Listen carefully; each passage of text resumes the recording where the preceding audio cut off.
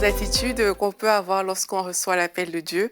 On peut être prompte à y répondre et ça, c'est extraordinaire.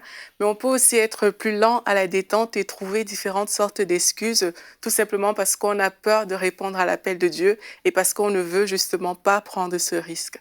Mais aujourd'hui, je viens vous dire en fait que si vous avez entendu l'appel de Dieu, n'endurcissez pas votre cœur, mais choisissez vraiment de répondre à cet appel et d'y répondre promptement en fait.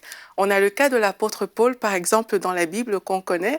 Il a entendu l'appel de Dieu et puis là, c'était contraire naturellement à tout ce qu'il pensait parce qu'on sait que l'apôtre Paul il est en train de persécuter les chrétiens, oui.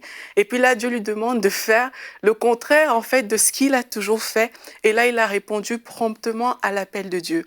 Dans Galates 1 au verset 15, c'est Paul en fait qui explique ce qui s'est passé. Il dit « Mais lorsqu'il a plu à celui qui m'avait mis à part dès le sein de ma mère et qui m'a appelé par sa grâce de révéler en moi son Fils afin que je l'annonçasse parmi les païens, aussitôt je ne consultais ni la chair ni le sang. » En d'autres termes, il n'a consulté personne, il ne s'est pas posé 10 000 questions, mais il est parti pour l'Arabie pour répondre à cet appel de Dieu en fait.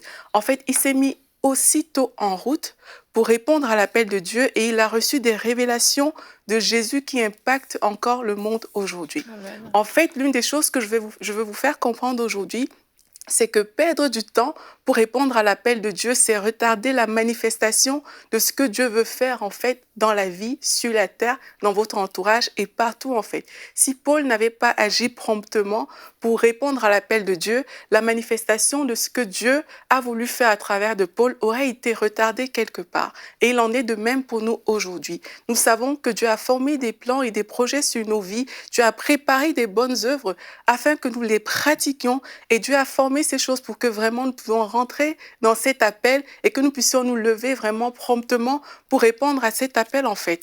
Dieu attend de nous que nous soyons obéissants et que nous obéissons promptement. Parfois, on va dans une autre direction. On connaît un peu l'histoire de Jonas qui n'a pas du tout voulu répondre à l'appel de Dieu. Parfois, on se cache aussi dans des choses, dans un service peut-être plus général, alors qu'on sait qu'il y a des choses spécifiques que le Seigneur attend de nous. Mais la Bible nous dit que l'obéissance vaut mieux que le sacrifice. Alors, bien-aimés, je vous encourage aujourd'hui, osez prendre des pas pour répondre à l'appel de Dieu, même si vous ne comprenez pas tout, ce n'est pas grave. Consultez le Saint-Esprit et choisissez d'avancer avec lui étape par étape. N'attendez pas que tout soit rose, n'attendez pas non plus qu'il soit trop tard, ne remettez pas à demain tout le temps. Chassez la procrastination, chassez la peur et puis laissez-vous tout simplement guider par le Saint-Esprit. Répondez avec foi, avec zèle à cet appel du Seigneur. N'attendez plus, c'est aujourd'hui le jour pour répondre à l'appel de Dieu. Retrouvez la suite de ce programme dans l'émission Bonjour chez vous sur ENCI TV.